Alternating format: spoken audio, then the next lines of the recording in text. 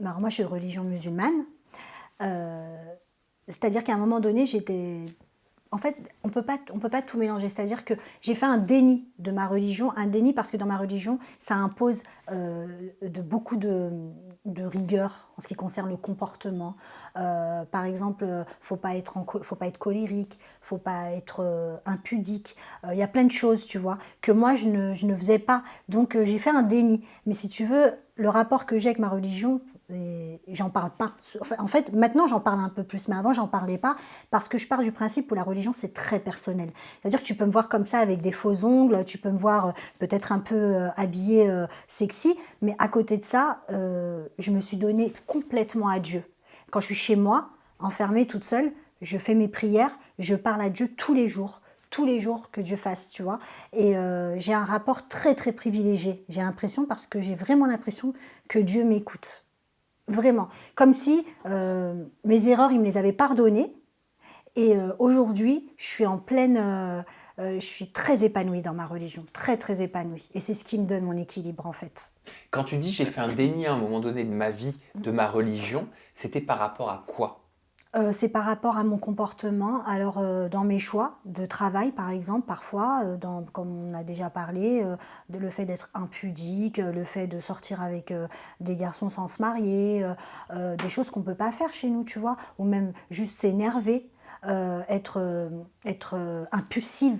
Alors que nous, on nous demande dans l'islam d'être posé, de réfléchir avant de parler, parce que tu peux blesser des gens parfois. Des fois, tu dis des choses juste pour te défendre. Tu ne peux pas savoir que tu peux blesser 40 personnes autour de cette phrase, tu vois. Donc, il y a plein de choses comme ça que j'ai fait un déni. Je me suis dit, j'arrivais pas à faire les deux, en fait. Être dans ce milieu-là, quand je dis ce milieu, c'est un milieu quand même assez extraverti. Et d'un autre côté, être proche de Dieu, j'y arrivais pas. Alors j'ai préféré plus penser à tout ça.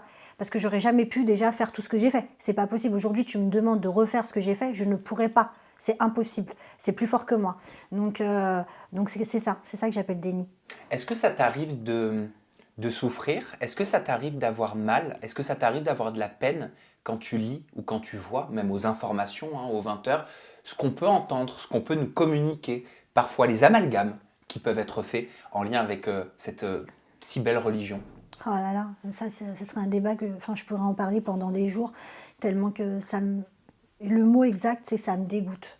Ça me dégoûte parce que il y a tellement de mauvaises personnes qui veulent représenter, qui forcent à représenter la religion.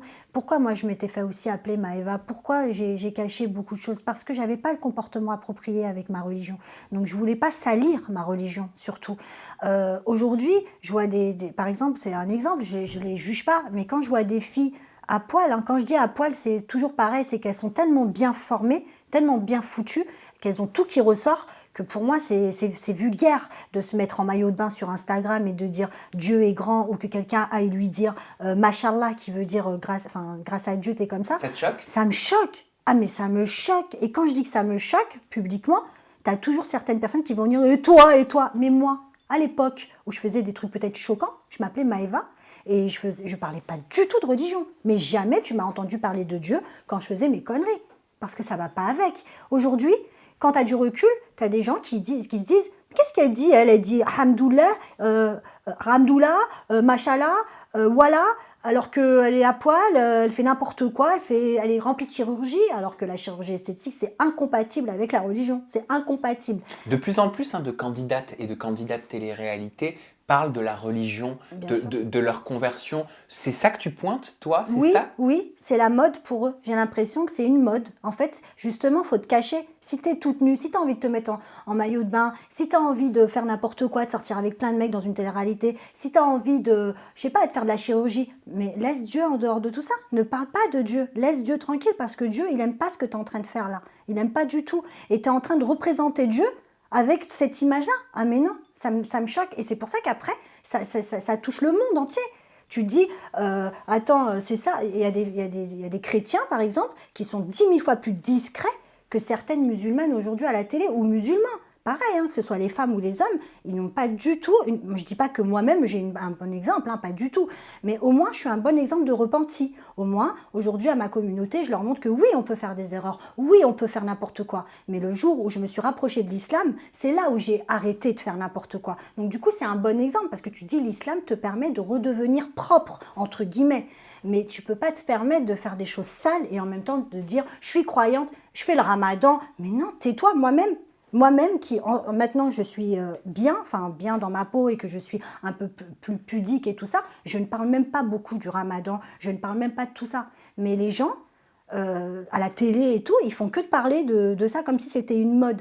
Et du coup, entre les terroristes qui salissent notre religion, ces gens-là qui salissent notre religion, ça y est, c'est n'importe quoi. Maintenant, l'islam, ça n'a rien à voir avec tout ça. L'islam, c'est tellement beau, c'est tellement pur que ça me fait mal au cœur pour Dieu, en fait. Vraiment, j'ai mal au cœur pour Dieu. Je me dis, on le trahit tous les jours. Tous les jours.